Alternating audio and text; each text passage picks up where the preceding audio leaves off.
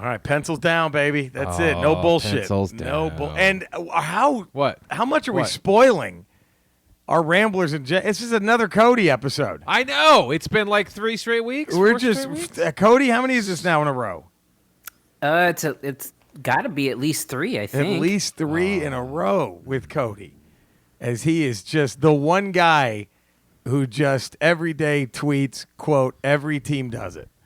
All he tweets. All the It's time. all he's been tweeting. Every team does Guys, everybody it. does If you're it. not cheating, you're not trying. You're not cheating, you're not trying. We just got bust. Every team does it. This is a sports story that will never die. Ever.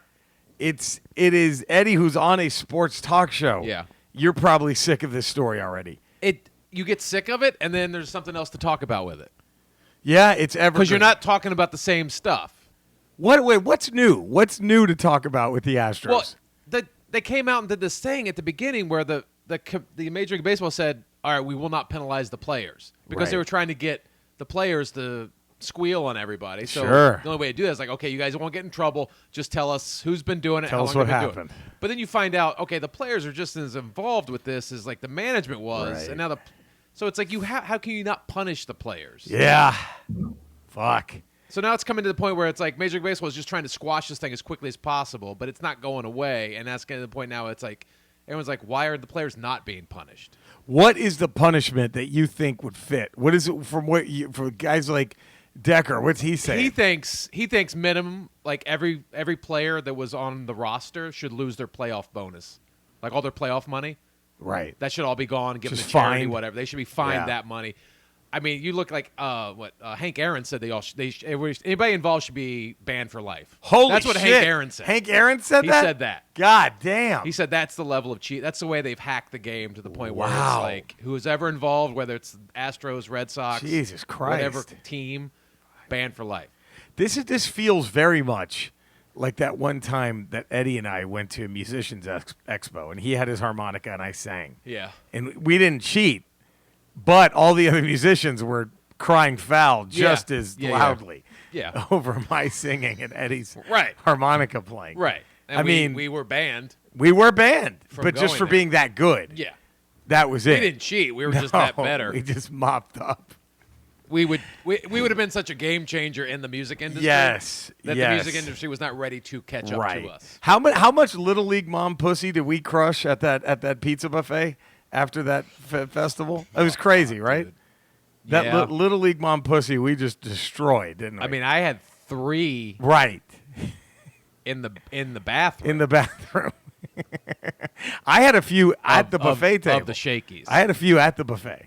You did. Yeah, you remember actually that? at the- Yeah. I was Oh, like, yeah, who's that's going to right. stop us? That's right. Who's They going had to to stop throw out all the us? wings. They had to throw out all the wings.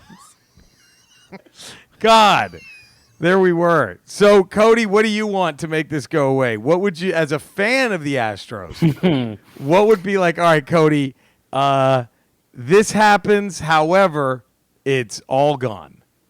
You don't have to hear about it again. Nobody. Okay, how about this? Is it worth it to have the title vacated, all the players banned for life, but it's guaranteed Astro fans will never take shit anymore from it. No one's going to call you cheaters anymore. There's no more bullshit. You just get to move on and play baseball again. Is that worth it? Would it be worth vacating the 2 World Series and all that lineup banned for life? No, I don't think so. I've been thinking a lot about this because it just keeps getting worse. And like you said, what was the newest thing? Like Carlos Correa went out and talked about, did a long interview with Ken Rosenthal and was just doubling down on stuff. Yeah, that's the problem. Is half these guys are doubling down on it, and then the other guy, God. like you, Darvish says, when an Olympian gets caught cheating, they take away his gold medal. They're done. Why Well, is this not the same? The same thing. Carlos Correa literally said that Cody Bellinger needs to shut the fuck up and he literally, that is his direct quote, because he doesn't know the facts. And I'm sitting there watching that going, God damn it, man. I just cannot catch a break. So for me, the only way that this is resolved for me is if they go out and win a World Series this year, under the microscope, and like they proved that they are as talented as they are. The most frustrating thing about it for me as an Astros fan is they did not need to do this. they did. That was a really good team. You have Verlander and that offense. Well, shit, they almost won the World Series last year, and I believe that they were cleared of doing anything last year. Wait, did they win one or two? They won one. They won one. I thought they won two. They beat the Dodgers. They lost to the Red Sox. Then the Red Sox went. Red Sox, beat the Dodgers. So it was Astros, the Astros, and then Nationals. That's right. Mm-hmm. That's right. And apparently the Nationals got information from the Dodgers and core on how to beat the Astros, what they had to do in order to beat the cheating scheme of the Astros. Wow. They actually gave them before the World Series started. They actually people from the teams from the players from the Dodgers contacted them like, okay, this is how they're doing it. This is how you need to change up your signs in order to beat it. Holy shit. Because the Nationals already said after the World Series they had a very elaborate sign system that would rotate nearly almost every pitch or every batter to the point where a couple of the pitchers actually had flashcards in their hats that they would flip over in order to change the signs for the catcher. Jesus. It was a very elaborate sign system that would stay one step ahead of the Astros. It's crazy how deep this goes and how crazy and analytical it goes. Wow. It's nuts. Now, Cody Decker played the game for how many years? He's a Pro Bowl. He played in the minor leagues for about 9-10 years. He played with the Padres for Has he ever experienced anything like that?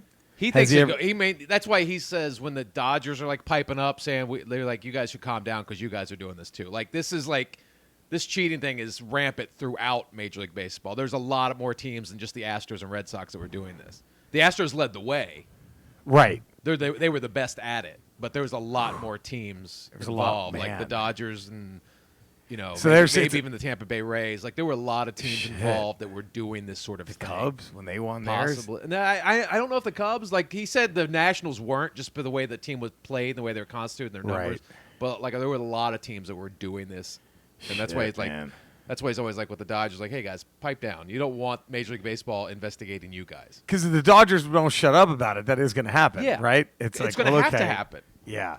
Because all of this stuff happened really because the loudmouth assistant GM was doing the sexist shit. Right.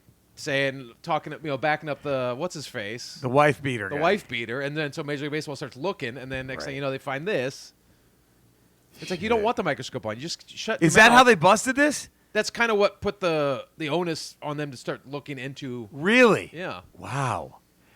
Man, now here's what I don't understand. If everyone knows this is happening, why don't the clean teams just pipe up and be like, hey, guys, all these 10 teams are doing this. Why don't they just pipe up?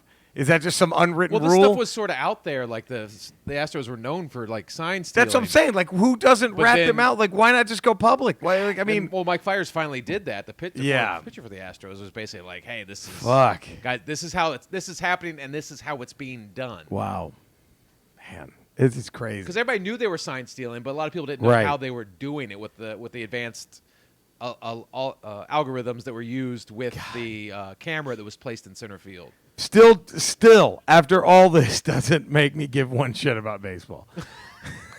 Like it's just ugly. It's still my least favorite. I think it's worse. I think it's worse than the steroid scandal. You think this is worse than roiding? Because it was just 3 dudes. Roiding didn't make you a better hitter. Right.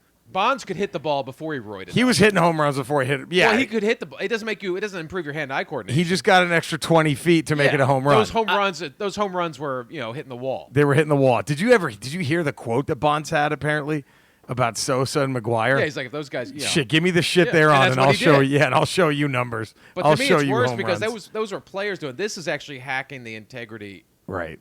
Actually hacking the game itself. You broke. And Cody tells me all the time, Decker, the guy I'm on this other show with, he's like, if you told me what pitch, like when I was up in the major leagues with the Padres for the 11 at bats I got with the Padres, if I knew what pitch was coming, He's still playing Major League Baseball. Yeah, possibly. Right. Because you, as a batter, I didn't know this, but as a batter, you're always thinking he's throwing the fastball. Right. Because if he throws you 98 or 101. You have to be on time with that. You don't have time to read that pitch and then try to hit something else. Yeah.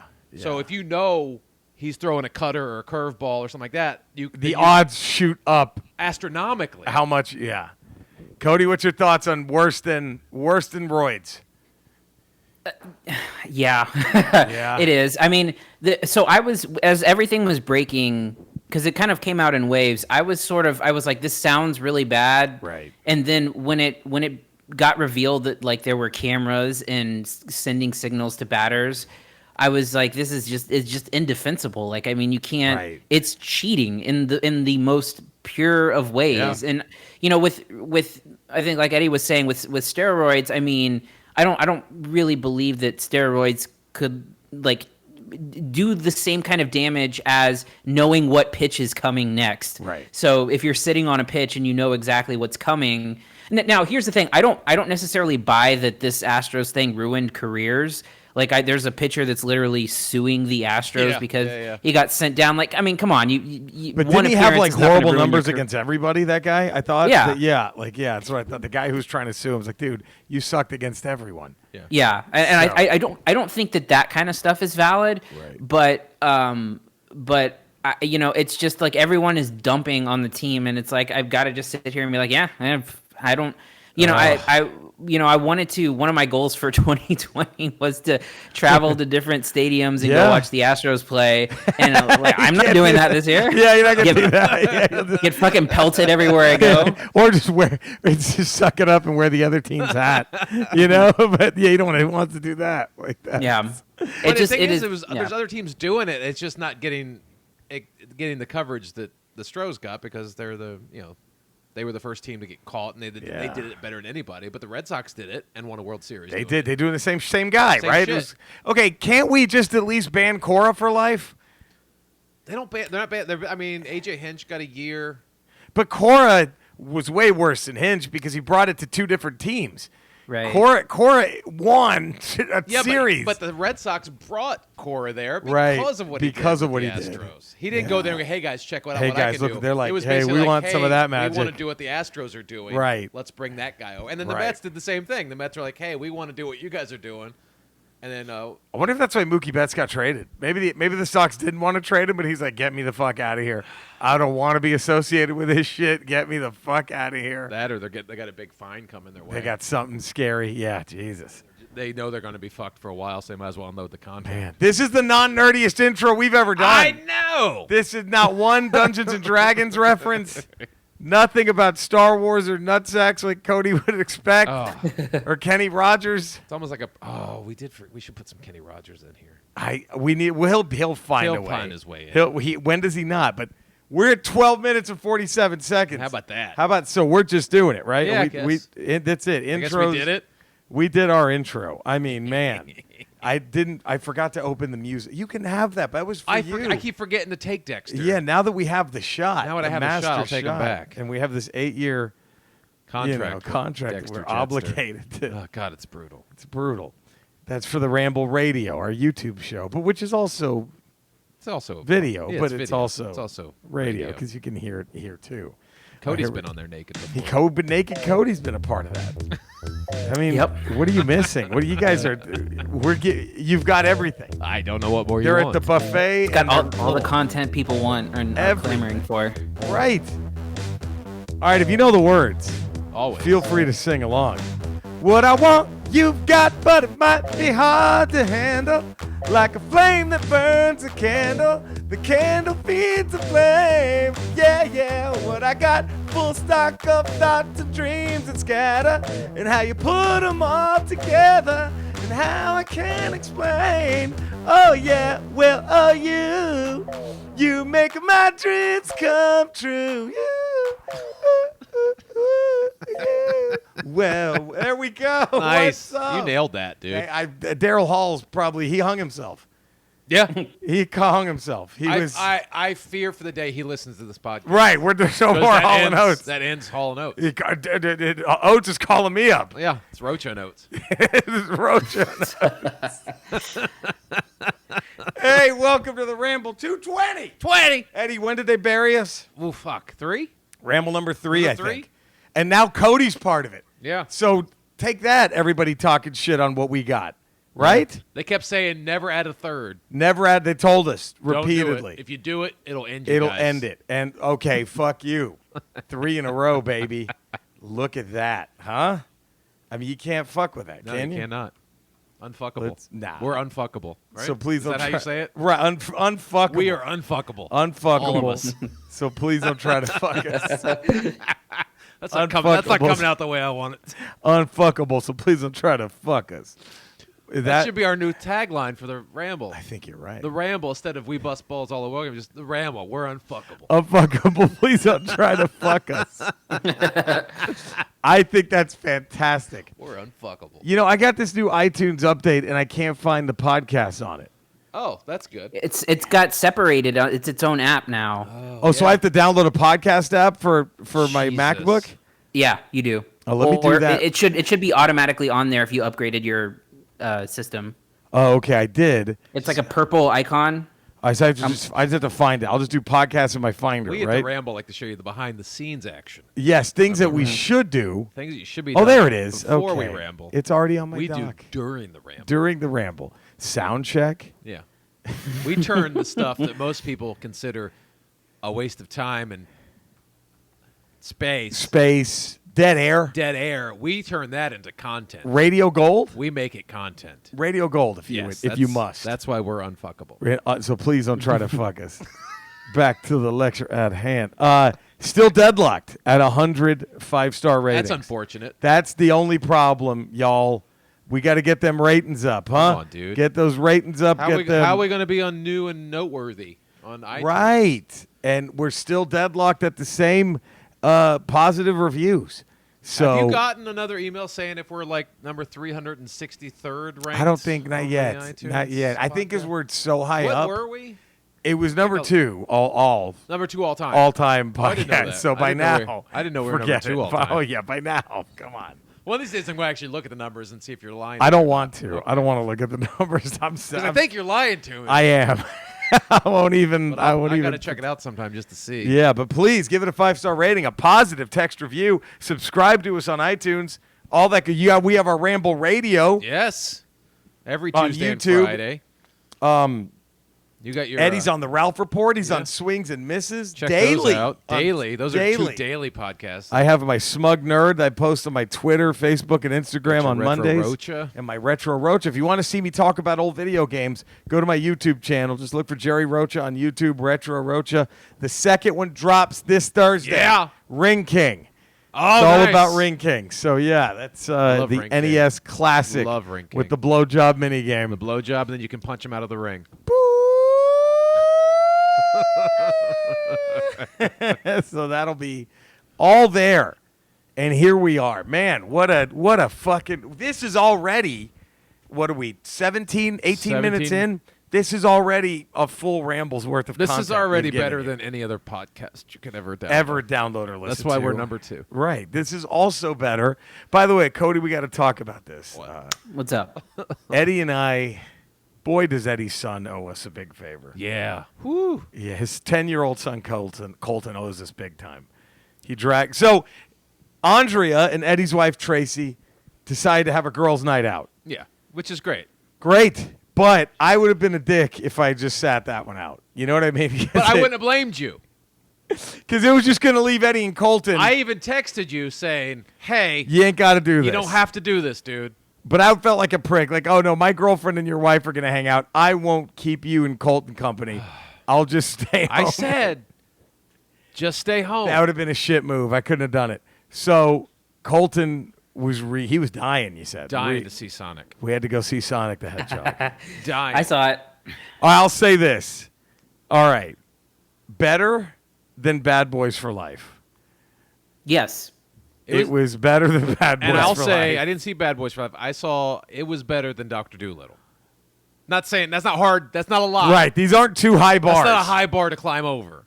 But it's still better than that movie. Yeah. Let me ask you this, because so I liked it fine. I didn't think it was all that bad, but we were having a conversation on our podcast. Is it a top 3 to 5 video game movie of all time? Absolutely. Probably. I can't think of What what's else a better video game movie. Because Rampage, no. Rampage, no. Doom, Doom, with The Rock, no. Resident Evil? No. The Prince of Persia movie with Jake Gyllenhaal, no fucking way. Was there ever a Double Dragon movie? Yes, with Van Damme. There was a Double Dragon It was movie. better than the Double Dragon movie. It was better than the Street Fighter movies. It was better than the Mortal Kombat movies. Yes, it's better than Mortal Kombat movies. I mean, the Mortal Kombat movies were unwatchable. Now they're making a rated R one, right? That's supposedly. But I was already out when like Goro was the most intimidating boss in in video games at the time. Yeah. And then he talks like this and you're like, okay, I'm out. That movie was so funny. Yeah, I mean, and all the people that shit on Scarlett Johansson for Ghost in the Shell. You know, Christopher fucking Lambert was Raiden, the Asian god of thunder. The Japanese god of thunder, Raiden, was played by Christopher Lambert. And he didn't even bother to change his accent. He was just French Highlander. You're shitting on Scarlett Johansson for Ghost in the Shell? Fuck out of here. Yeah, Yeah, it's probably one of the best video game movies ever made. I mean, because I don't know if you. I mean, do you count Wreck-It Ralph? No. No. Because it's not based on a video game. No. There's a bunch of video game characters in it. All the nods in the movie to actual video games are great. Yes, But it's not a video game movie. It's not based on a video game. God, I don't know what's better than Because it was, I'll say this for it. I didn't hate it. I just sat there. It's like, oh, this is okay. Yeah. My kid's enjoying it. It's fine. I felt the exact same way about it. I felt about Shazam. When I saw right. Shazam, I was but like, I thought it was better than Shazam. I was like, okay, I did too. This is fine. Right. You know what though? I put it over Shazam. I would too, because I rewatched Shazam like last week. Didn't it hold was up on as HBO, right. and I was like, this isn't holding up. This was better in the theater the first time I Right. saw it. I think the thing that keeps Sonic, at least for me, that kept it entertaining was that it felt like the exact type of role and performance that Jim Carrey would have done in like the mid '90s. Yep. Yeah. And so it was very like classic, like weird Jim Carrey that I actually really enjoyed. No, I enjoyed Jim Carrey. He was great in it. He was great. I was joking with Eddie that James Marsden was like putting a noose over his neck. But we need you, buddy, for this next take. He's like, oh, We can't. Your stand-in doesn't look exactly like you. shit. All Come right, on. guys. And he takes Take the the noose rope off off. his neck. Okay. All right. Yeah, I guess I'll stand here and talk. James Marsden, that poor guy. That poor. I'm trying to think what I didn't like about the Sonic movie. That's because none of it I hated. I didn't hate it. I didn't- Jim I think Carrey was entertaining. There was some of the dialogue between Marsden and Sonic. I was just like, ugh. The only thing I Some of really the jokes were like, ugh. Yeah. The only thing I really didn't like was just the way extended, just we're going to repeat the Quicksilver scene There from was Days too of much Future of that. Past for 10 Yeah. minutes. Yeah. Like the bar fight scene Yeah. was pointless. That was directly ripped from. Directly ripped from the X-Men. And what would have been better is save that for when he saves Marsden and his wife, Yeah. or fiance. Yeah. Because they did the same little gimmick Yeah. where he stops time. Right. That would have been better used. That would have been a better scene, you know, Right. but Or I do mean, that bar scene, just show him fly around and knock everybody out. Right. And then you show at the end, you show How he does yes. it. Yeah. Like that. But I thoroughly, I knew it was coming, but I enjoyed the little tails making an appearance at the Yeah. end. That got a big pop in the That got theater. a huge pop. I was surprised, and we didn't stay for the. I don't know if there's anything after. Was Tails. there a post-credit scene? Was there a Cody? scene after Tails shows up, Cody, or no? I After don't know that I stayed. After credits? Right, because you saw at least when Tails shows up. I saw right? Tails, yeah. Yeah, Uh-huh. I was just wondering if 1,000%, right? Jim Carrey was in Mario's Mushroom Kingdom, right? Like I was waiting for the Mario or Bowser or Princess Peach to show up. Like that was the only thing. I was like, oh well, clearly that's where he is, right? But maybe they're working that out for a sequel. I don't know, but Was the Jim Carrey like big bushy mustache before the credits? Yeah. not the big bushy. He just had like, remember, because he just had the handlebar. And then post credits, he's shaving his head with the big bushy. Okay. Yeah, I just didn't know. I remember seeing that, but I couldn't remember where it fell. Right, in the right. That was credits. so. There was two post credit scenes. It was that one, and then Tails shows up, and then that was. And it was great. And I know we just spoiled the whole fucking thing, but Oh, sorry. Everybody. Yeah, you just spoiled Sonic the Hedgehog Yeah. for all the listeners out there. in case you're wondering, Sonic doesn't get shot and killed at the end. There's no. There's more there's Sonic no- to come. Yeah, there's more Sonic. He doesn't die. He doesn't get But AIDS. you know and die. what? Give it up for Sonic, because that movie looked like a disaster 8 months ago. It did. And It for them, was- and for them to pull it off the internet because of that shit and then redo it, and for it to open like that, Not bad. Good for them. Good on them. And it makes you wonder, like, would it have been nearly as enjoyable if it was the same movie, which we're admitting that not that bad, with that horrific CGI Sonic? I just hope it doesn't set a precedence now of people bitching about things online. Yeah, because now you can go, oh yeah, we can. Look what we did with Sonic. We saved Sonic. Yeah. We saved Sonic was a massive That's hit. what they'll say. We saved it. Yeah, man, it was good. A good movie. It was a fine movie. It was fine. It was I had no problem. I wouldn't have seen it had my son not wanted to go see it so bad. Right, but I'm honestly not upset that I saw it. Does that make sense? Yeah, I wouldn't have seen it had we not gone with your kid, but now I'm like, yeah, okay, cool. Yeah, like I don't feel it all the way I felt like after Dr. Dolittle. Like Dr. Dolittle, I was like, God damn it, that was just a waste of everything. Yeah. And then Colton loved it. He's like, can we see it again? I'm like, I'm not fucking paying for that movie again. Yeah, it's never happening. I'm not paying for that movie again. I may take you on a $5 Tuesday night to see Sonic again, but I'm not going to go see that movie again. And then, like, surprisingly, the human comic relief worked in that movie with the fiance or wife's sister and, like, the dumb cop. Yeah. The dumb cop is great. That guy, Adam he did Pally, really good. Yeah. Awesome. He did and Jim great. Carrey's a human cartoon, so yeah, he's always great. He's always Jim Carrey. He's So it was okay. By the way, I meant to tell Eddie this. There was this long, like, it's not an expose, but a detailed article about Dr. Dolittle and how it got to the point that it got to. Yeah, I read it. Oh, you did. Yeah. So it came out that the big climax of the movie where Robert Downey Jr. pulls bagpipes out of a dragon's ass was his idea. Yes. Was his idea. Yes. Well, they did it, and then the test screening they freaked out. They're like, no, we want to make this a kids franchise. So they brought in Seth Rogen to rewrite it.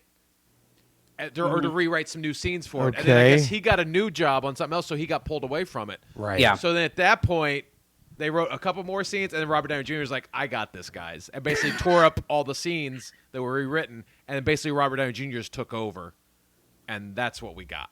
Was the end of that movie. That's why you don't let actors be writers, right? Like and he was executive producer on it. Yeah. Like he was all over. His fingerprints are all over that movie. It is a nightmare what happened to that movie. Wow. Fuck.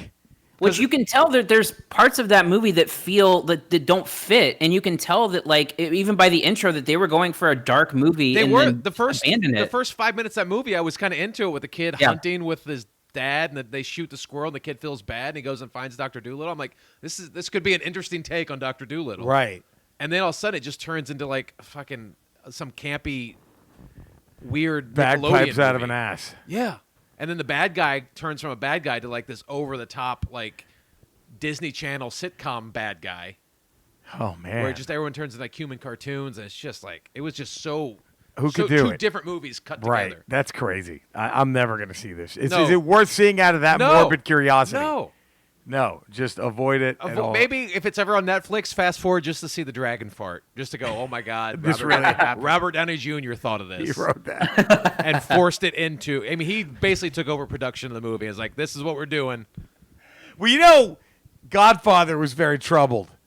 What if Brando just took over and that was the end? He just listen to me, I got this. A dragon farts and he pulls bagpipes out of it. That's how the Godfather ends. That would have been amazing. Oh, fuck. Fuck, dude. Is that the time? At least the Godfather didn't end with yanking bagpipes out of a dragon's ass. Let's see. Let's do that for now. I got to type this out, so y'all got to do the heavy lifting right now. Oh, God. It was just like, man. And he had like all the momentum in the world after Endgame. Oh, yeah. He could have done anything he wanted to do. And that was it. Why not do a dark version of Dr. Dolittle? Because he was on top, right? And it was Universal's fault for panicking and scratching the darker version of Dr. Dolittle to begin with. Do you think that's what he wanted? Was there any mention in that article of like Downey was on board with the dark version? I don't know. I mean, he had to be to sign up for the thing with that director and that script. Yeah. And boy, they did it, and then it tested, and during the testing, Universal panicked. It was like, no, this is too dark. We want a kids franchise out of this. Wow. I'm like, then why'd you hire that director to begin with? What'd that guy done before? Do you know Cody? He'd done other things. I forgot what they were. Was it fucking Oswald Perkins? Is that who it was? I forgot. Was he? Have you seen that witch movie or the Hansel and Gretel movie they did? Is it good? That new one? I have. Gretel and Hansel. Is it good? It's not good, but it is gorgeous. Like, it is just amazingly shot and production design is incredible. But not a good movie. It's just a snooze fest, though. Oh shit! Well, there you go. Damn. I'm checking to see the director of Dolittle, what else he's done. Looking forward to it, but man, I think he'd known for doing darker things. It wasn't like sort of a right. It wasn't like a kids director, like a kids movie director. Yeah, oh man, he wrote Traffic in Syriana. Yeah. What? Yeah. Yep. And then he directed Gold, which was he directed Syriana too. Yeah, he's not a guy that you would hire to make a kids franchise out of. Yeah. They went for a darker Doolittle, and then it just turned in. Then I think they got cold feet on it. Wow. Holy shit! And that article sort of talks about how that director was just kind of over his head in terms of making like a kids movie. Yeah, it wasn't his thing. I don't know why all those things came together the way they came. Like I don't know why Universal hired him. I don't know why he took the job. God, that's fucking bonkers. Syriana. That's wow. Yeah, man. And then it ends with Robert Downey Jr. getting farted on for 7 seconds. Should have ended like Syriana, where you just a missile hits like, oh, the doctor, boom, and then it's over. Would have been a more satisfying ending. I mean, right? It would have been a more satisfying ending. Isn't that Syriana goes, oh, the whatever, and then boom, the missile. I don't know. I think isn't that how Syriana ends, Cody? Where they all blow up? I have not seen Syriana, actually. Oh, I just ruined it, I think. That's fine. You're just ruining all kinds of movies. I'm ruining every movie right now. I told you how The Godfather really ends. We're fucking... Sonic. You talked about the Marlon Brando getting farted on by a... Imagine someone like Marlon Brando signing up to get farted on by a CGI track.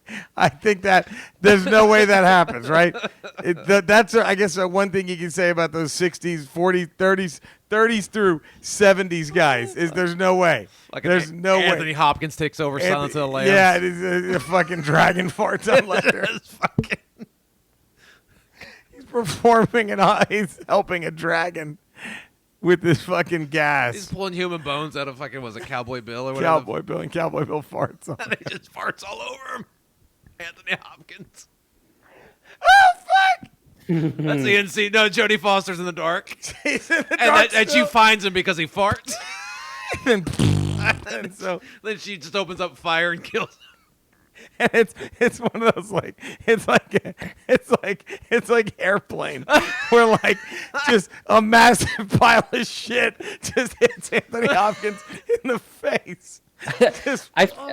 I feel like there's an opportunity here to also mix Tough Enough into the mix. Oh, that ain't that tough enough. Wrap it up. I'll take it. They're all dressed like his next victim. Oh, fuck. They're all dressed like Buffalo Bill's next victim. They're all hanging on meat hooks. Yeah. The Thunderbirds. And they're just playing the song. It goes right to the music video. You know, I have an exciting thing to announce, by the way. Speaking of. Oh, by the way, Ramble at the ramblepod.com. Oh, yeah. Our Do email. that, too. Follow us on Twitter at PodcastRamble1, on Instagram at PodcastRamble. Go buy our shit. Do that. On our TeePublic page that Eddie hasn't finished setting up yet, so we're probably never. Fuck. We're not going to make any. Imagine how many millions of dollars. Probably $48 billion waiting to be claimed. We're probably richer than Bezos right now. And we could cure climate change. Right. With the money sitting in our TeePublic account. What people bought today on TeePublic. That's how popular it is. And thank you. Please buy the damn pillow. But next Ramble 220, the Fabulous Thunderbirds going to the Dumb Song Hall of Fame. What song is on their hat? It's a 50-50 shot. 50-50 It's a coin flip. Oh, man. What would Linda Ronstadt open, close, and encore with? And, you ready? And this is, I'm going to get to the Ramble. I forgot who it was that sent the email with this top 10, but I'm saving your top 10. And next Ramble 221, top 10 movies to have the Fabulous Thunderbirds as the end credits. I like it.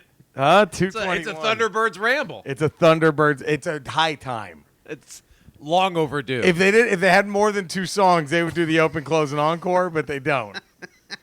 So it's the only problem. Okay, just say you had an open close. What do you open close Thunderbirds with? Do you open Tough Enough or do you close Tough Enough? that I have them open, wrap it up, I'll take it. Really? Because that feels like a closing song. Yeah, literally wrap it up. Literally wrapping it up. Wrap it in. No, but they're telling the crowd, like, we're taking you with us. Oh, wrap up your worries. Right, we're taking you you on a ride. We'll take it. On our Thunderbird. And then they show you how tough they are. And then And then a minute and a half later, they're closing with Tough Enough. So do they just, when they do a concert, it's just those two songs, and then they just do a bunch of covers? Imagine seeing that. They put out like 4 records before that, by the way. Imagine, like, what the fuck is it? It's just like... Imagine if they do like a Bruce Springsteen type concert where it's just like 4 hours. 4 hours? And they just cover. They go album 1, album 2, album 3. They just do. And it's just die hard. Their whole catalog. People who were there in Austin in 1972, like, oh, I remember the Thunderbirds, brother. Like, that's, yeah. And every concert starts with a Thunderbird rolling out on stage, a convertible Thunderbird. And they're all in the back seat with their instruments. Dressed like Nazis. Like Shake, Rattle, and Roll. Dressed like Nazis. Dressed like Nazis. That's their gimmick. It's a good gimmick. Oh, fuck. Wrap it up. Oh, man. That's all right. So let's get to this, man. Yeah. What hat? Oh, we should play music, Eddie. Yeah, you got to hear your harmonica. I do. I mean, if you're going to ever hear it, this is it. What hat would they wear? Oh. Soothing. Soothing, and yet, holy shit, that's just unstoppable. So, video games go into the Power Up Item Hall of Fame. What hat?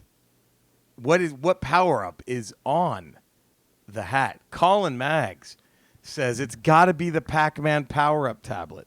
Oh yeah. It's the original. It completely changes the game from being chased to being the chaser. What do you think? That's a good one, huh? That's the original one, right? That probably the first one ever. Or the hammer from Donkey Kong? I think Pac-Man was first.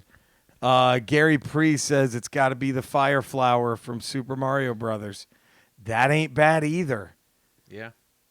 So Colin Maggs is the one who came up with this top 10 films that the Fabulous Thunderbirds should be used in. So we're going to do that. So Colin, we're going to read your list next Ramble. Trenton Unruh. Got to take a break from writing my master's thesis in order to throw out my picks for Ramble 220. It is the mushroom from Super Mario Brothers. Iconic, says Trenton Unruh. It truly is. Neary. Good day, fellas. Neary here. I know I said on my last email when everything happened, I just want to thank you again for everything, especially lately. I have to admit, when the Naked Cody came up for the first time, I listened to Ramble Radio over the podcast. Now that I've seen it, ooh, boy, I missed out. See, Cody? See? Naked Cody is putting eyes on our YouTube page. You're welcome. It's open the views, guys. It's open the views. I also wanted to say the Dexter Jetster bit cracks me up every time. The first time you guys did, I don't think I've laughed that hard in a long time. Well, thank you. One more quick thing. Jerry, I recently came across your set on Stand Up Revolution. At the end, he said he was producing an hour special for you. Just wondering what's happening. I was like, it happened. It aired on Fuse and then Netflix. Sat on Netflix for a year. Knock on wood, Neary. There's a chance it might be up somewhere again soon. I will keep you posted, of course. Hopefully something has happened. Thank you. That set was hilarious. Thank you. Eddie, can't wait to see the unspecial. Thanks again, guys. Thank you. How about that? Top 10, the hat, it's the mushroom for Mario. To this day, 30-plus years later, I still get a sigh of relief when I get the mushroom, just knowing I had that extra buffer to fuck up. That's true. Yeah, the mushroom's tough to fuck with. Yeah. It's tough to fuck with. Charles Phillips. I'm calling it. I'm the 7th ballot Hall of Fame entry for the Ramble Hall of Fame. Charles Phillips. He's 7th ballot, he says. Okay.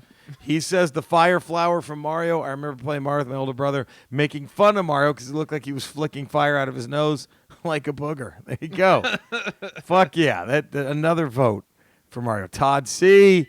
Just want to send a quick email to say how great the show was last week. I look forward to listening for this week after having a horrible week. Oh, man. Sorry about that. Kind of knows I'm just going to chime in with the one thing I know about, which is Superhero Pile Hall of Fame suggestion. Can't wait for the show on Wednesday. Keep it up. Love you guys. Love you too, Todd. Supersonic when he collects the Chaos Emeralds and is invincible and pretty much flies and kills everything in his path. Thanks again, Todd C., a.k.a. DJ Retod. Thank you, buddy. Good one, Patrick Carruthers. He says, he goes, greetings, Ramblers and James. I think Deerdorf beats Karras on the field, but on screen, Mongo beats Deerdorf, who really only played himself and may have overanalyzed this. No, you didn't. Not at all. No, you can't overanalyze. You can't overanalyze. This debate will go on for forever. years. Forever. For years. Yeah, endless. forever. Evergreen debate. We'll go to our graves not knowing who would win. Yeah.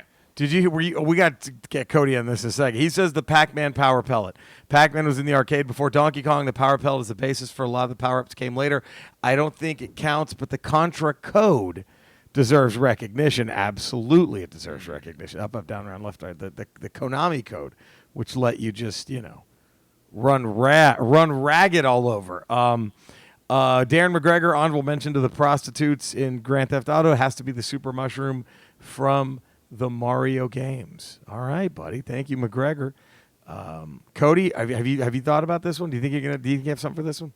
You know what? I was thinking the mushroom, but the more that I heard Pac-Man, I kind of think that because Pac-Man, when you get that, you like go into overdrive and you start really like trying to get as much as possible. And it's like your adrenaline starts running with that. I like that. Oh, it is a great one.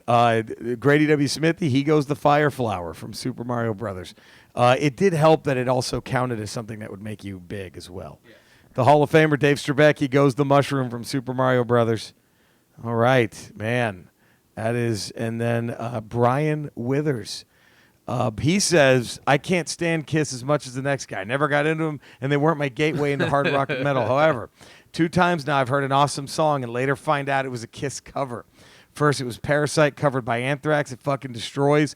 Second, it was Going Blind covered by the Melvins. Not a big Melvins fan, but I liked the song and then read the lyrics. It's creepy as fuck.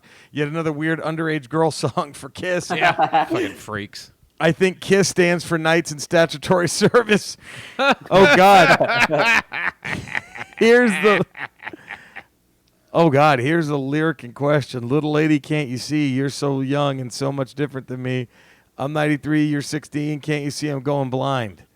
Wow. That's your boys, KISS. Yeah. That's your band. That's your buddies. Ride or die. That's my ride or die, guys. So he suggests top 10 creepiest bands, top 10 songs about jailbait, top 10 creepy KISS songs about jailbait by KISS. There's no point. It's just KISS. Maybe we just leave it be. And in the words of the dude, I hate the fucking Eagles, man. Yeah, me too. And Brian has the Pac-Man pellet. Ghost Goblin action. Bring it.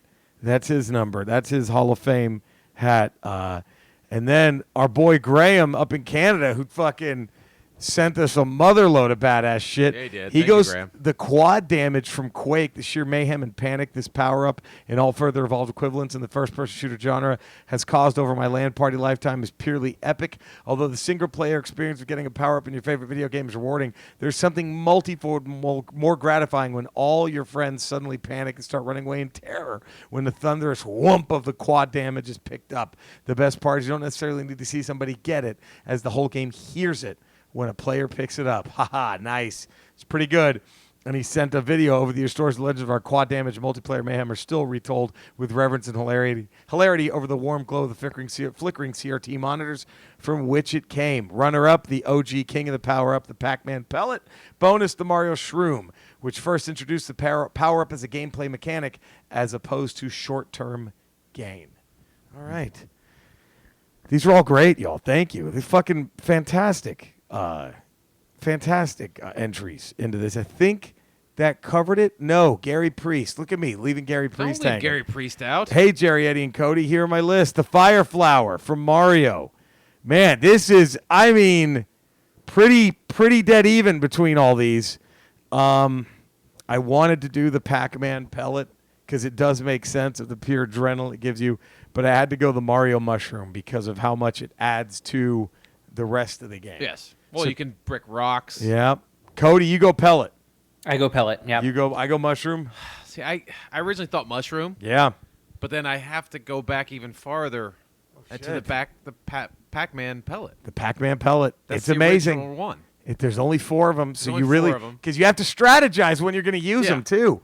Like sometimes you panic and just fuck. Oh shit! Like, well, yeah, and it's your only defense against the ghosts. And that is the worst feeling in video games almost. Yeah, is when you eat one too. You accidentally eat one when there's no ghost around you. Yeah, and you're like, I just wasted that. Fuck! I just wasted one of 4 shots. Because Mario can still squish the mushrooms and the turtles without the shit. He doesn't need the mushroom. He doesn't need it. It makes things easier. It makes it easier. Pac-Man has no defense. He's fucked without that pellet. Right.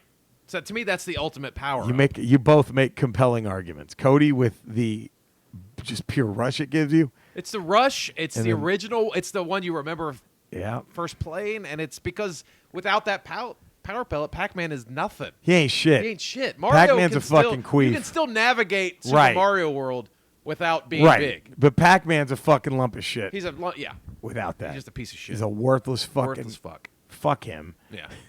He dies. His ugly wife. His ugly fucking wife and his stupid fucking kid that nobody gives a shit about. Pac-Man Jr. and his dumb cartoon show. Oh, and his cereal. His cereal. Fuck, man. Fuck all that shit. There's something, I don't know. It's anyway. That's why I like it. I originally leaned mushroom, and then I went with the pellet. You went pellet. All right, let's go open, close, encore. Since we're here. Might as well do that. I mean, we're here. Where are we going? Open, close, you ready? You ready to hear this? Wow. Man. The immortal words of Fern Lundquist. In the immortal, we sadly stopped recording, but you had a natural Ringo Starr Helter Skelter moment. I don't know if you remember this, but after you recorded that harmonica solo, you screamed, "I got blisters on my lips!" Remember that? Yes. That was a... I do remember that. Crosby, Stills, Nash, and Young. The Young counts too. Yeah. If you want to throw in anything from there. And or Young. Next Ramble, the great Linda Ronstadt. Woo! Colin Magg says she sadly is responsible for the Eagles. Yeah. I forgot about that. We should. Well, in a way, so is Kenny Rogers. So. And he's never going anywhere in our Ramble Hall of Fame. Right. Kenny is very responsible. So. Linda Morse. But Don Henley doesn't come to L.A. if it's not for Kenny. Yeah. Don Henley doesn't get that job as Linda Ronstadt's drummer where he meets frickin' Glenn Fry if not for Kenny. We need to find out who the Thunderbirds are responsible for. They have to have some sort of influence within the music business where they've influenced somebody into something. I just think it's more than us. They've had to influence somebody else in the music other than us. I just think they're responsible for white kids named Clay. That's what I'm just gonna go there. Is that all right? Like that's what they're most responsible for. There's got to be something. Just a white kid named Clay. I think if your name is Clay, chances are your parents fucked at a fabulous Thunderbird concert. They totally at least met. Right. Just fabulous. No question. No question. I think I'm on to that. I'll take it. Colin Magg says, I only know Woodstock, but it's a damn good hippie tune. Hey, it is. Ain't nothing wrong with that, Colin. Nope. Gary Priest, they open with Carry On. They close with Helpless. They encore with Don't Let It Bring You Down. That ain't a bad show, Gary. That ain't a bad show. Trent Unruh, Helplessly Hoping. Encore with the close of Love the One You're With. Encore with Southern Cross. Southern Cross is a great late entrance in their repertoire. Yes. Let's see. Who else threw in the open close encore? To Charles Phillips. Charles Phillips. They open with Sweet Judy Blue Eyes. Close the Southern Cross. Oh man, encore. Look at this encore. Neil Young comes out. Then they go into Ohio, Our House, and then Teach Your Children. That would be a hell of a show. I'd pay to see that. I mean, wouldn't you? I would. Man, that'd be fucking amazing. Let's see. Patrick Carruthers. Open with Carry On. PC. They close with Ohio. Double encore. Our House, Sweet Judy Blue Eyes. Fuck, man. Fuck yeah. PC's bringing it. Now we're going to go to DM. Darren McGregor. Nothing this week for the open close encore. Why did I waste my time going there? I don't know. We even gave him a nickname. We gave him a nickname and everything. Grady W. Smithy III. They open with Ohio, close with Woodstock, encore with Teach Your Children. I was lucky enough to see all four of them together when they were on the CSNY2K tour, and it was one of the best concerts I've ever been to. I can only imagine how great that was, especially like fucking Steven Stills and fucking Neil Young just fucking jamming and going crazy. Oh, man, forget it. Dave Trebek says, open with Wooden Ships, close with Marrakesh Express. You almost said Macarena. Macarena, encore with Carry On. Wouldn't that have been nice if they'd done the Macarena? They did a little Macarena. All of them stand out there and do Macarena. Neil Young, too. Neil Young doing a Macarena. Nothing wrong with that. Macarena. Macarena. Macarena. Brian Withers, love the one you're with. Close with Southern Cross. Encore, Is that Sweet the worst Judy thing we've Blue ever Eyes. come up with on this show? No, it's the best. Neil Young doing the Macarena. That's a new title, I think. Is that better, or the Godfather bagpipes dragged out of a dragon's ass? What do you think so far is a better title? What's going to get more views or At more least- eyes on the podcast? At least the Godfather didn't end with bagpipes dragged out of a dragon's ass. Or Neil Young. Neil Young doing. Let's keep it Godfather. The wordier ones maybe go better. I don't know.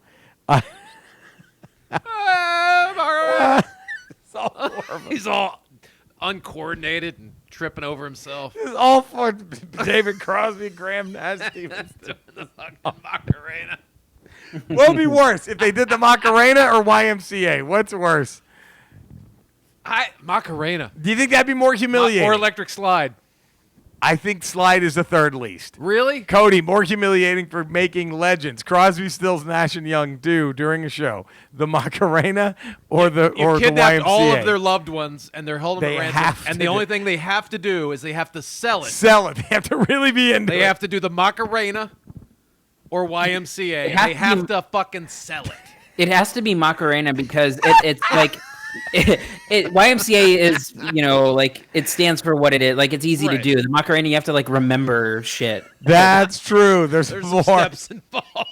So they're watching some monitor with a YouTube video showing them Just fucking- while they're doing it in real And they fuck up and they just off a family member They kill a nephew. and they try harder to keep Like, doing it. fuck. That's better than the new Saw franchise. You're right. I'm with you. You get that Hans Gruber, learn the Macarena, I might shoot someone you actually care about. That might happen. Oh, shit. That could happen. I think you're both right. It's the Macarena. Fuck. Oh, God. Graham, the homie, says Sweet Judy Blue Eyes close with Ohio Encore with Carry On. Nice. These are great. These are great. Gary Priest, Carry On, Helpless, Don't Let It Bring You Down. Man, y'all didn't fuck around. No, they did not. God damn. But you're right. Macarena's far more. Just nervous, scared. But the audience has no idea what's happening. So in the middle of the concert, they just all put their instruments down. Macarena. That stupid song starts playing. And the audience is booing. They're throwing shit. And they have to keep doing it until the guy on the YouTube channel tells them they have to stop. Okay, you did it right. But Until that literally, moment. 30 minutes of them doing the Macarena. Just on repeat. While the audience has no idea what's happening. And they're just throwing shit at them. And they gotta fucking sell it. And if they explain to the audience what's happening, They're all their dead. kids are dead. They're all dead. That's it. Kids are dead if they explain. They have to. The crowd's just like, what the fuck is happening? Just 2 hours of them doing the Macarena. Fuck. Until they get it. One of them can't do it, so they just kill themselves, so they don't have to live with it. So like Graham Nash, He just offs himself. he's just 'Cause dead. He He's just dead. can't live with the failure. He's dead, and the other three are He's like, just trying to "Fuck." keep going. And people are just fucking throwing shit at him. What the fuck is Who would do this to Crosby, Stills, and Nash? fucking amazing?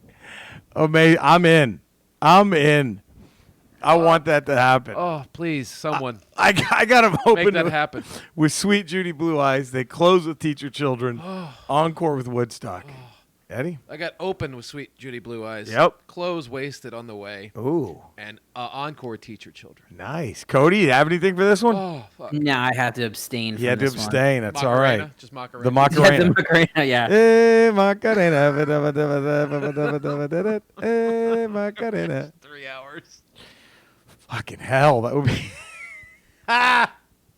unbelievable. I mean, then one of them's dead. One of them just kills himself. It just gets so horrific. It just turns. the worst. It's the most depressing, horrific concert of all time. You just see a guy. He just goes backstage and gets a knife and just slits his throat on stage. And then the cop who's working the case is just like, keep going, guys, keep going. We're gonna try to get a location. We're trying to find out where they are. We're trying to find out where they are. Just keep doing this. Oh fuck! Oh, shit. I'm reading books. I'm playing video games. So dumb, but we're really the fabulous Thunderbirds of things to talk about. I think we are. They might have the dumb songs covered, but boy, do we have want a dumb podcast. Dumb time wasting. Boy, do we have that covered. Man, we got you on that one. Dude, I've been rereading the Witcher books, and I've been playing all my retro games to get ready for this, to do this retro Roaches shit. So, what's your favorite retro game you played so far? That you haven't played in a while. Oh, I haven't played in a while. Shadowrun. That I never played. Soul Blazer. Soul Blazer I didn't even know existed. I played a Shadowrun I played a long time ago. Yeah. Didn't own it. I borrowed it from a friend who had it. Played it. Remembered how amazing it was. Tremendous RPG. You go into the Matrix. Oh, really? Way before any, oh man, Shadowrun, fucking tremendous video game.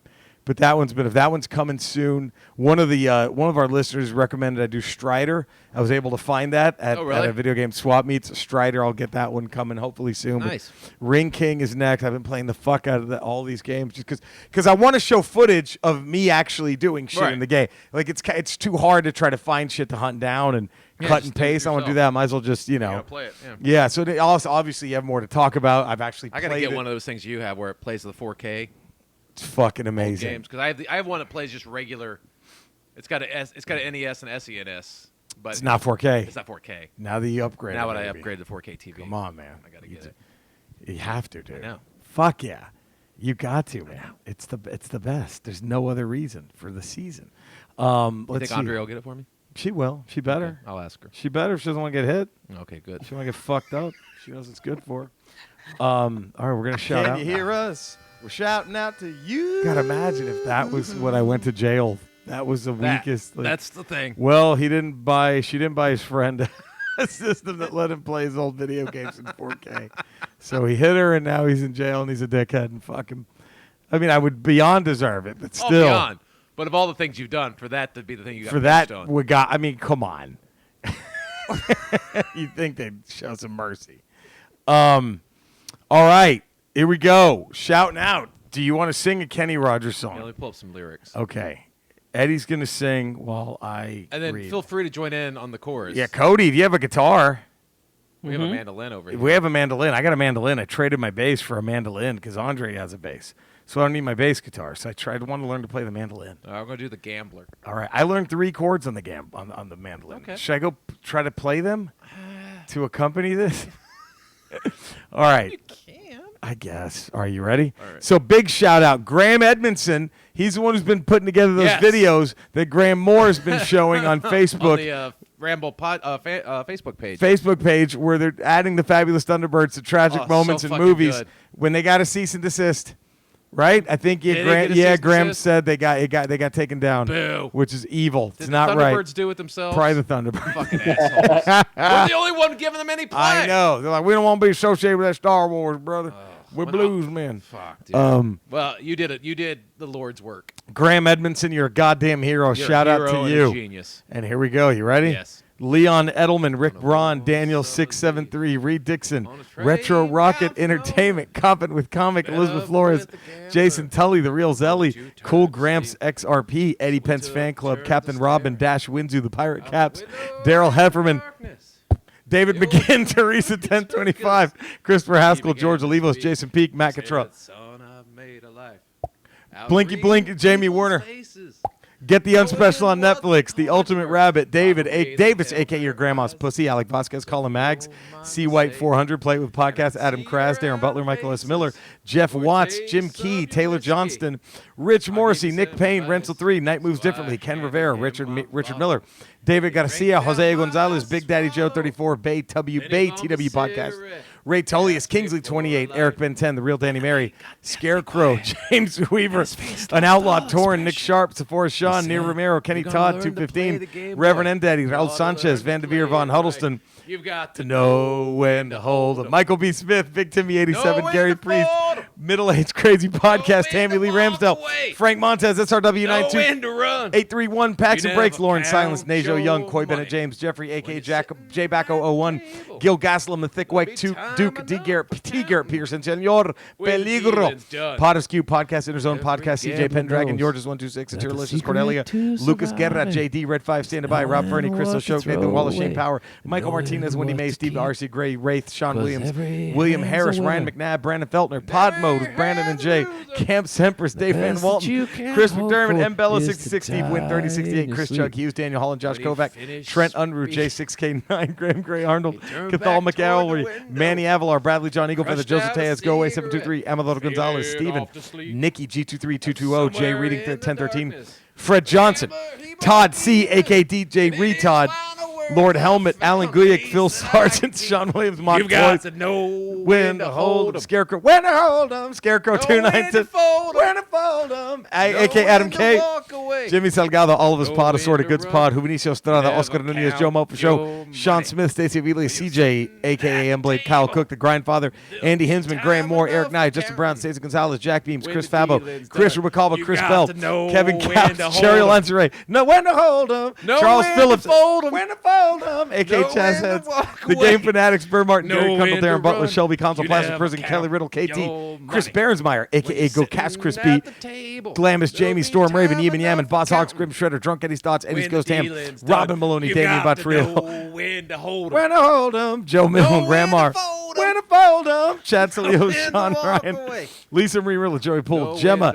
Andy, James, Talking College Hall Podcast, Dan Beavers, a.k.a. G Virus Dan, Nath Kendall, The Joker, Austin Long, Adriana Pena, a.k.a. Texas Pookie 71, Gamer Girl Deluxe, Sing White Slave, Big Timmy 87, John Broccolo, Steve Colsanti, a.k.a. Midnight Smoke, Patrick Avon Frisco, Jason Shear, Matt the Rat, Mad Monkey, Seb Robredo, E. Viegas, Justin Schroeder, Jeremy Benvenu, Patrick Crothers, Tim Dawson, Brian Withers, Steve Rogers, Will Wilkins, John Mick II, Ian Goldspink, Rico GZ, Irish Zero 1980, Bearded Nerd, Mike Driscoll 3D, Big Daddy Jimmy V, Ulysses Atkins, here we go, Sonic, a.k.a. Mercy, Dahlem, Stetz, the king of the barbecue sauce, Darren McGregor, my Scottish legitimate cousin, the first ballot Hall of Famer, Dave Strebeck, the Devastator, Joe Capone, Nico Brown, Steph Infection, Poltron, Aaron, Bridget from Long Island, Adam Clambert, JM, J. Mitch, The Purge, Tapia, Nickel the Wise, Gary Rickelman, Grady W. Smithy III, the Chris and Cassie Effect, Sam Martinez, David Ace Gutierrez, David Eric Chavez, Becky Cinderling, Brie Pena, and Brian Boo Stamontes, Boo Stamontes. Bam. Thank you all for making the Ramble part of your lives, your loves, your everythings. Please subscribe to the Ramble. Give it a 5-star rating, a positive text review. Cody's got a podcast called the Cinesnob Podcast. Go check that out. He's rewatching the MCU with his buddy. Check that podcast out. MCU review, is that right? Re-MCU. Re-MCU. Eddie is on Swings and Misses Daily, the Ralph Report Daily. Buy his CD, Tastes Like Pennies.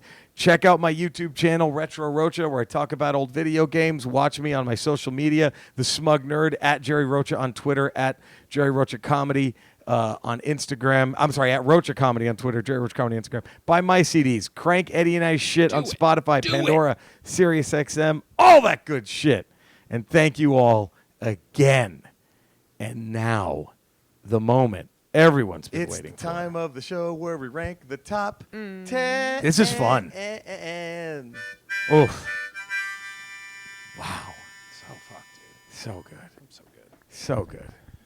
You got to know when to hold 'em. Man. Know when Man. to hold 'em. I mean, come on. Right? I think, I honestly think, What? to quote Carl Weathers in Predator, when they look at you, they say, some damn fool accused you of being the best. That's why they say, why me, right? Why'd you ask me to play this harmonica? Damn fool. And then Carl Weathers says, because accused some you damn fool accused you of being the best. Right? Right. I agree. This is tough. Top 10 Oscar acting snubs. Didn't even get nominated. Next Ramble, Ramble 221, as Vern Lundquist would say. Top 10 movies that would use the Fabulous Thunderbirds for their end credit scene. That's going to be really goddamn. I can't wait to see what our listeners enter for that. There's going to be some dark shit. There's going to be some dark movies. This is going to be the darkest. I blew my good one on Twitter. I know. That was a great one, though.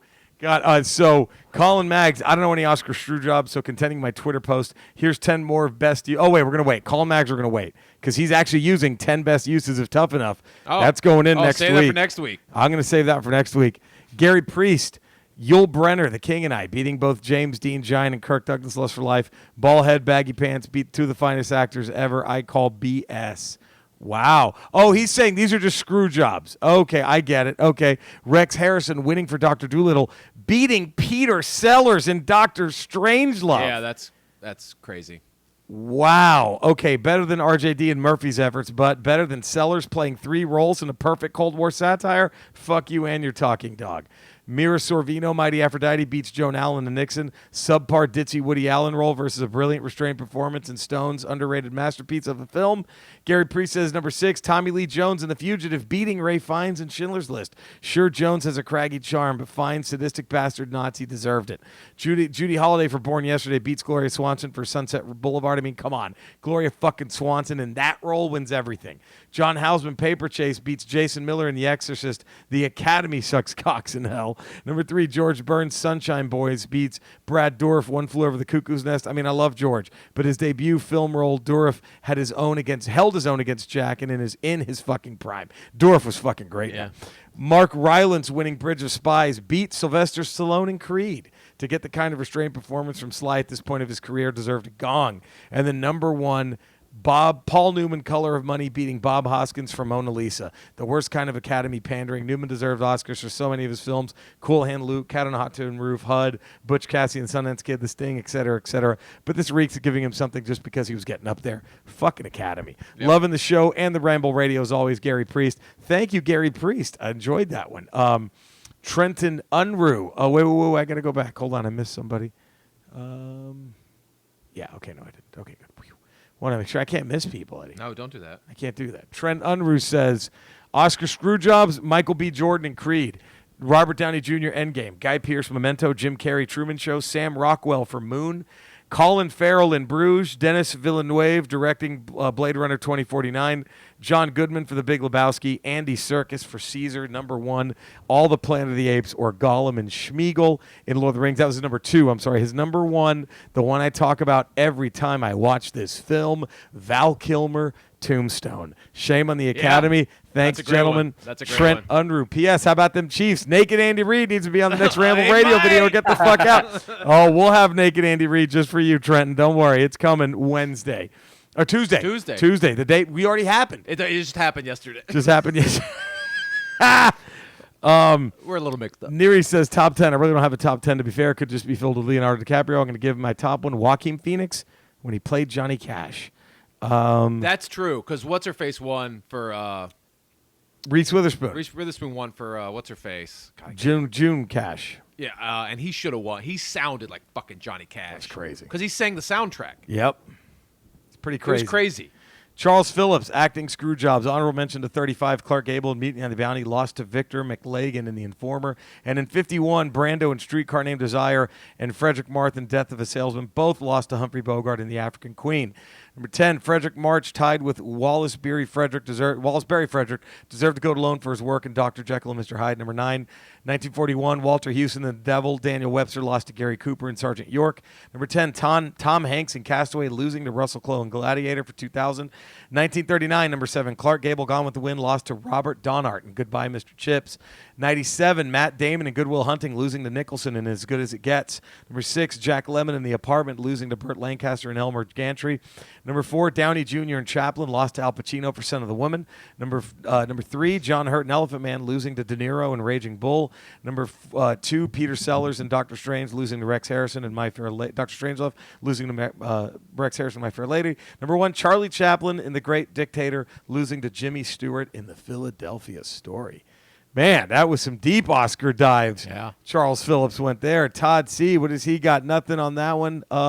That's okay. Patrick Carruthers. Okay, honorable mention, 92, Nolte, Robin Williams, Beatty, De Niro, who lost to Anthony Hopkins in his 16 minutes as Hannibal Lecter. Number 10, Precious. I forgot how to pronounce her last name. Sidibe? Is that right? Gabourey Sidibe. Gabourey Sidibe. Yeah, losing. No, honorable to Screwjobs and Precious. Kate Hudson for Almost Famous. Christian Bale for Vice. Al Pacino for Godfather 2. Jodie Foster for Taxi Driver. Val Kilmer, no nomination for Tombstone.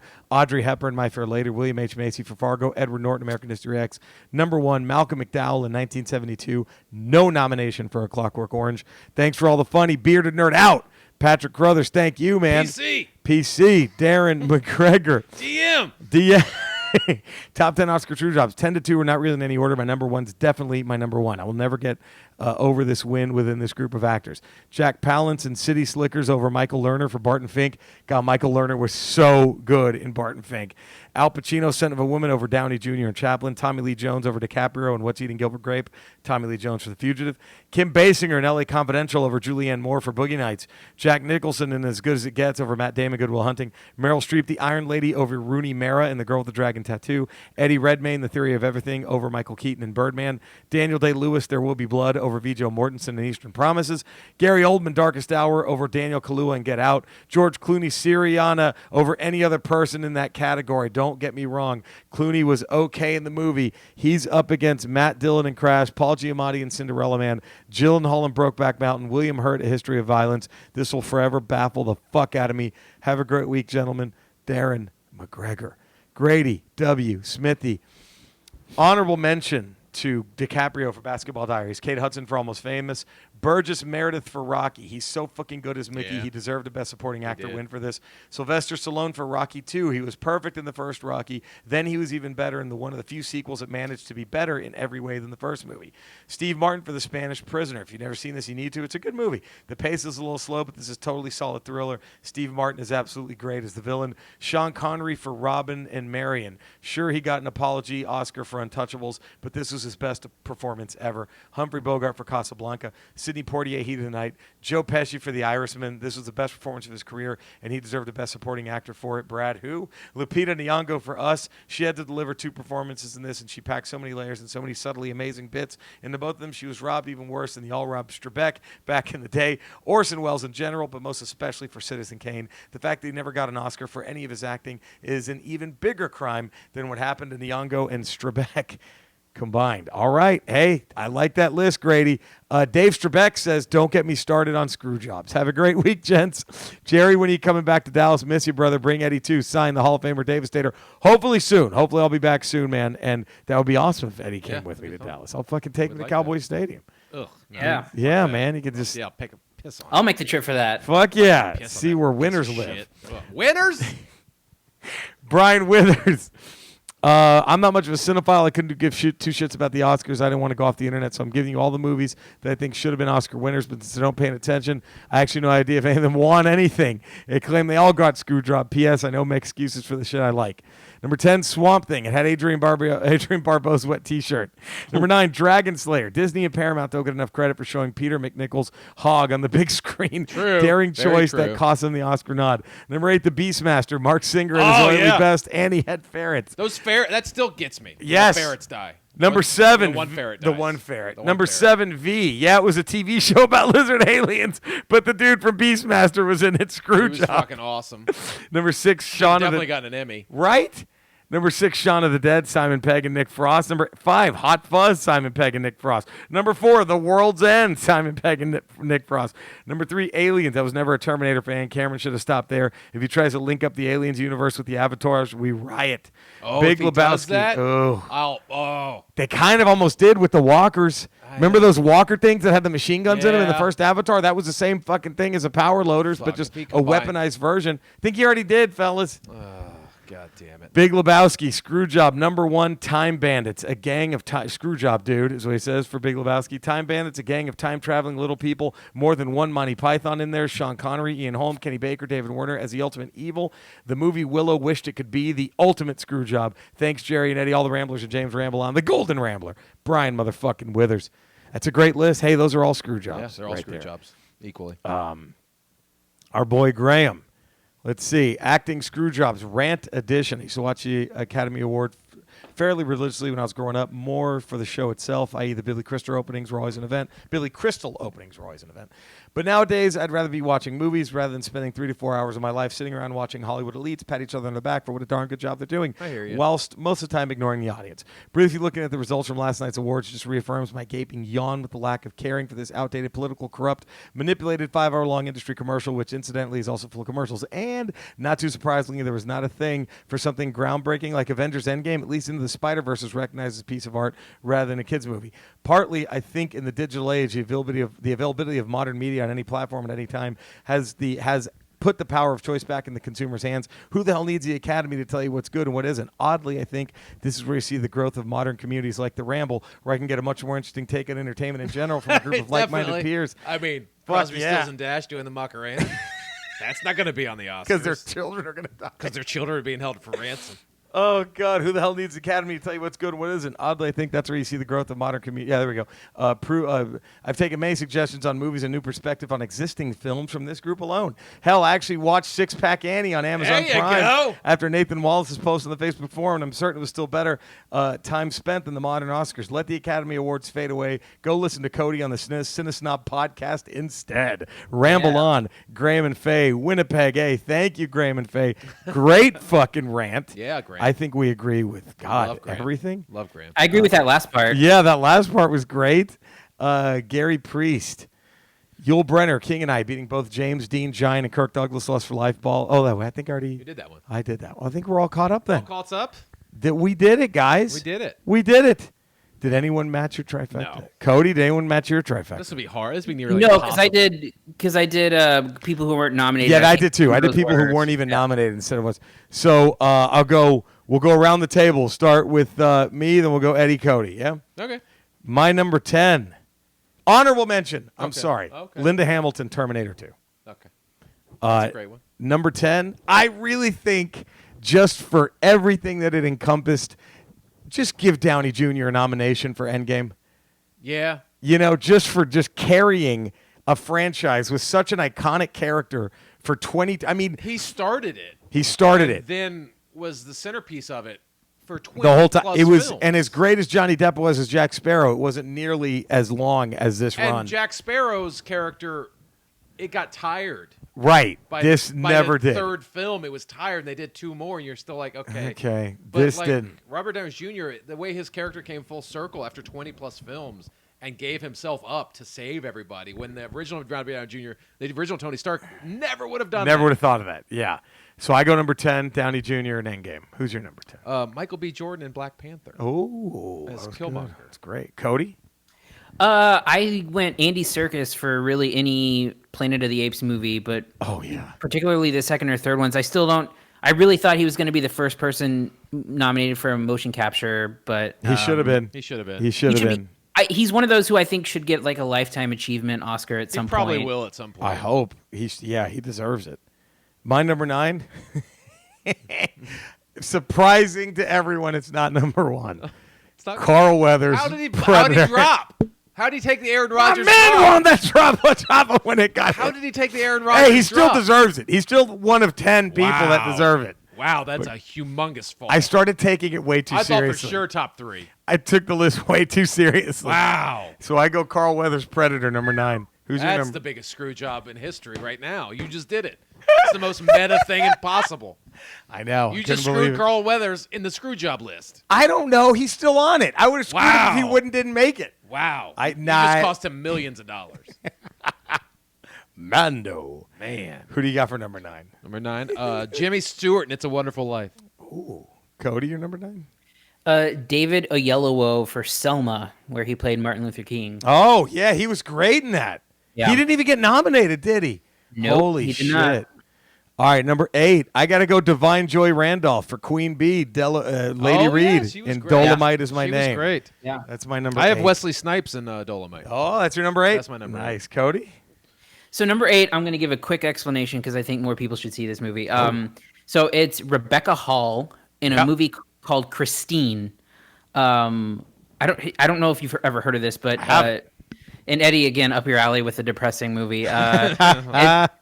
It's a movie about this she was a woman who was a news anchor in the 70s who was the first person to ever commit suicide on TV. And shit. And so it's like this character study of her, and it's just like going out of their way to show her like as an extremely pathetic, unhinged person. And Rebecca Hall is just like stunningly great in it. Wow. And it was the best performance of that year and not nominated. So it's on Netflix. It's called Christine. I'll watch it. Highly recommend 2016. All right, there it is. Nice. Good call. Wow, look at Cody giving us some deep dives, man. Going into the deep catalogs. I love it. My number 7. Look, I'm being serious. Bill Paxton, Aliens. Okay. More than Carl Weathers and... Yes. Okay. More people remember. Game over, man. More. You put her in charge. More people remember that, I think. Your number 7? My number 7, Leslie Nielsen in The Naked Gun. That was great. Comedy is not easy. Not easy. And the way he does Nice Beaver. And the way he commits to the reality of is those brilliant. absurd scenes. Him singing the national anthem alone. Yeah. Do you tell me that's not better acting than Right. someone nominated Whatever won that year. Cody, your number 7? Christian Bale, American Psycho. Oh, yeah. That was a great one. I forgot he didn't get nominated for that. My number 6, Jeanette Goldstein for Vasquez in Aliens. Huh? I thought that was a great... she was so good in that. She was so great in that. Anyway. The supporting cast of Aliens were fucking tremendous. Lance Henriksen got screwed for Carl Weathers. Carl Weathers took Lance Henriksen's spot. I got Paul Newman and Butch Cassidy and Sundance. Cody, your number 6? Number 6 is Jake Gyllenhaal in Nightcrawler. Oh, that's right. I love that performance. My number 5, Wesley Snipes. Dolomite Is My Name. Yeah. I can't believe they didn't get nominated. He was that just so good. blows my mind. He was so good. Because they usually save the comedic performances for supporting actor roles. And for that not to be nominated. That's just shitty. He was so fucking good. Fucking unreal. I hate the Academy Awards. Give me the gun. That alone. So fucking good. Fucking. What are we number on? Number 5. Number 5. I got Gene Hackman in Superman 4. Oh. For the same reason Leslie Nielsen should be nominated in Naked Gun. Because they full on comedy Lex Luthor that movie in that one. is a flaming pile of shit. Terrible. Terrible. And he doesn't blink. It's true. The whole movie. And he's Gene fucking Hackman. And he's acting opposite of fucking what's his face? John Cryer. John Cryer. Whoa, Uncle Lex. That was his nephew, right? Yeah, Uncle Lex, and then the fucking Nuclear Man. Who was that guy? Who Just can't a even Canadian act. I think pro he's straight wrestler? out of a Sears catalog. Yeah. And he doesn't fucking blink. He's acting circles around everybody as Lex Luthor. That's a great one. That is a great one. To not fucking kill yourself and pull your and to mail it in. He didn't mail it in. He could have mailed it in. He could have easily mailed it in. Did you ever see the footage of what's his face overacting on purpose on Dungeons and Dragons? Yes. Fucking yes. Jeremy Irons. Yes. So fucking fun. Who's your number 5, Cody? Number 5 for me is Jim Carrey in The Truman Show. That was a great one. Yeah, I don't know why they had it out for him. I mean, it wasn't like he had any weird issues, you know? Like, yeah. My number 4, Colin Farrell in Bruges. Ooh, that was so. I don't understand how he didn't get anything for that. He was fucking amazing.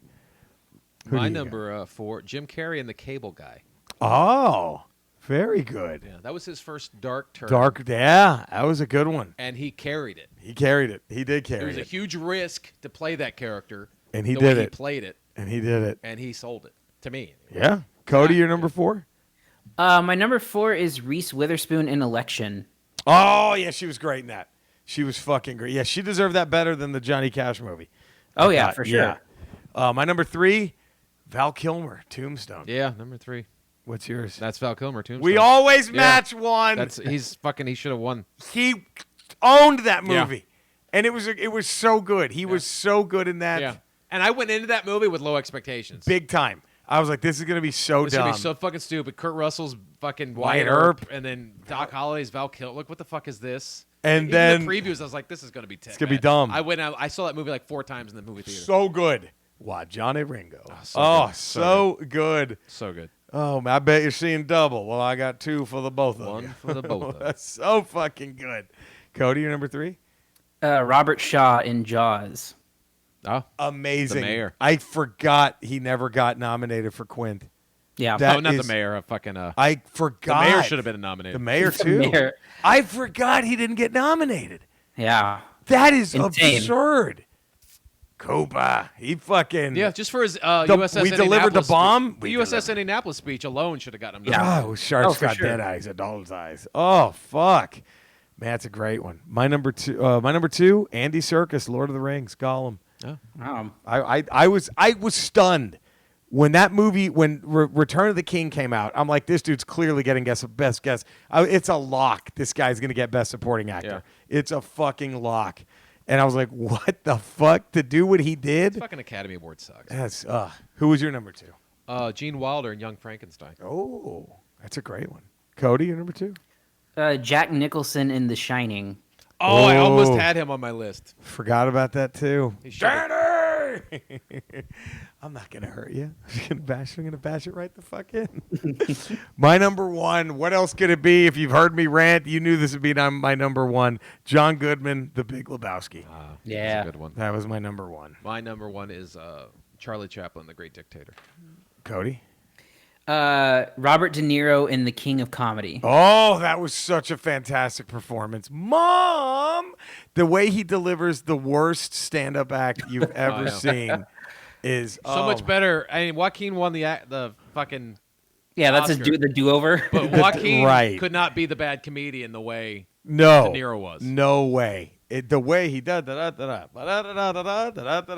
oh man, it was goddamn. What? Well, heck of a list to everybody. Thank you, everyone. Next Ramble, top 10 movies for the Fabulous Thunderbirds to have the end credit song and dress like an extra in that scene in.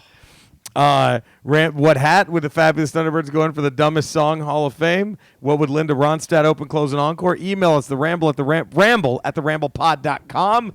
Thank you, Cody. What's your Twitter handle? Twitter is Cinesnob Cody, and also plugging.